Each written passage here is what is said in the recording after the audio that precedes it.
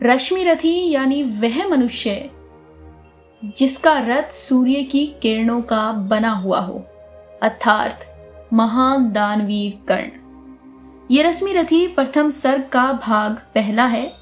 वीर कर्ण का परिचय एवं जन्म कथा। इस भाग में हम आपको सुनाएंगे कर्ण का जन्म कैसे हुआ और उसके जन्म पर क्या हुआ था। ऊपरी तौर पर देखा जाए तो राष्ट्रकवि कर्ण के जन्म के विषय में लिख रहे हैं, परंतु उनकी ये पंक्तियां समाज पर भी व्यंग कसती हैं। कैसे, चलिए आपको बताते हैं।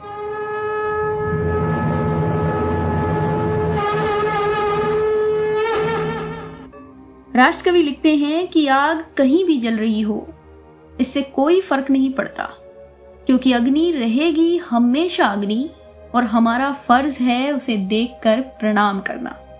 इसी प्रकार जो व्यक्ति साहसी होते हैं, काबिल होते हैं, हमें उनकी प्रशंसा करनी चाहिए, बजाय इसके कि उनका धर्म क्या है, जाति क्या है और गोत्र क्या है। राष्ट्रकवि कहते हैं, जय हो जग में जले जहां भी, नमन पुनीत अनल को, जिस नर में भी बसे हमारा, नमन तेज को बल को। किसी वृंत पर खिले विपिन में, पर नमस्य है फूल, सुधी खोजते नहीं गुणों का आदि, शक्ति का मूल। जिस इंसान में दया होती है, सही मायने में वही मनुष्य कहलाने के लायक है। फूल हमेशा प्यारा होता है, सुंदर होता है, कहां पर खिला है इससे कोई फर्क नहीं पड़ता। जो लोग सबका आदर करते हैं, ऊंच नीच का भेद नहीं करते, जिनमें तप और त्याग और निर्भरता होती है, आज के युग में वही ज्ञानी है, वही बुद्धिमान है और सही मायने में वही मनुष्य है। इस पर कवि कहते हैं, ऊंच नीच का भेद न माने, वही श्रेष्ठ ज्ञानी है। दया धर्म जिसमें हो, सबसे वही पूज्य प्राणी है। क्षत्रिय वही भरी हो जिसमें निर्भयता की आग, सबसे श्रेष्ठ वही ब्राह्मण है हो जिसमें तप और त्याग। जिनके पिता स्वयं भगवान सूर्य थे और माता धर्मपरायण कुंती थी, उस नन्हे से कर्ण को पैदा होते ही त्याग दिया गया। कर्ण को एक सारथी के परिवार ने पाला और इसके बावजूद भी वो सबसे बहादुर योद्धा निकला। इस पर कवि ने लिखा है, जिसके पिता सूर्य, माता कुंती सती कुमारी, उसका पलना हुई धार पर बहती हुई पिटारी। सूत वंश में पला, चखा भी नहीं जननी का शीर, निकला कर्ण सभी युवकों में तब भी अद्भुत वीर। शरीर से मजबूत, मन का भावुक और त्याग कर्ण का चरित्र था। कर्ण अपने जन्म से दुखी नहीं था।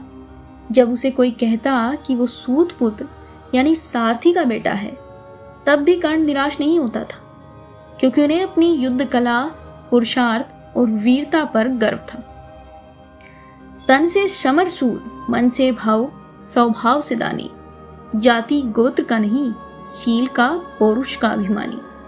ज्ञान ध्यान शास्त्रार्थ, शास्त्र का कर सम्यक अभ्यास, अपने गुण का किया कर्ण ने आप स्वयं सुविकास।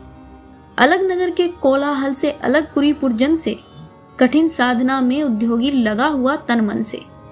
निज समाधि में निरत सदा निज कर्मठता से चूर, वन्य कुसुम सा खिला कर्ण जग की आंखों से दूर। फूल सिर्फ शाही बगीचों में नहीं खिलते, कई बार ये दूर घने जंगलों में भी खिल जाते हैं और बगीचे वाले फूलों से कहीं ज्यादा आकर्षक होते हैं। बात सिर्फ इतनी सी है कि प्रकृति के रहस्यों को कोई जान नहीं सकता। पुराने और फटे कपड़ों में प्रकृति अपने अनमोल रत्नों को ऐसी जगह संभाल के रखती है जिसकी आपको उम्मीद भी नहीं होती।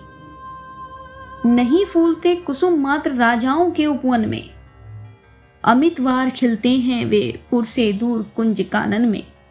समझे कौन रहस्य, प्रकृति का बड़ा अनोखा हाल, गुदड़ी में रखती चुन चुन कर बड़े कीमती लाल। और अब अंत में कवि कहते हैं कि सूरज चाहे कितनी भी कोशिश कर ले, वो अधिक देर तक समुद्र के पीछे नहीं छिप सकता। एक समय के बाद उसे बाहर आना ही होता है। इसी प्रकार एक बहादुर व्यक्ति आखिर कब तक दुनिया से छिपा हुआ रह सकता है, कब तक उपेक्षित रह सकता है। एक दिन उसे बाहर आने का सही समय मिल जाता है, और ऐसा ही एक दिन महान दानवीर कर्ण के जीवन में भी आया। जलद पटल में छिपा, किंतु रवि कब तक रह सकता है। युग की अवहेलना सूरमा कब तक सह सकता है। पाकर समय एक दिन आखिर उठी जवानी जाग, फूट पड़ी सबके समक्ष पौरुष की पहली आग। बाकी सर्ग का दूसरा भाग हम आपको दूसरी वीडियो में सुनाएंगे। तब तक के लिए खुश रहिए, मस्त रहिए। राधे राधे।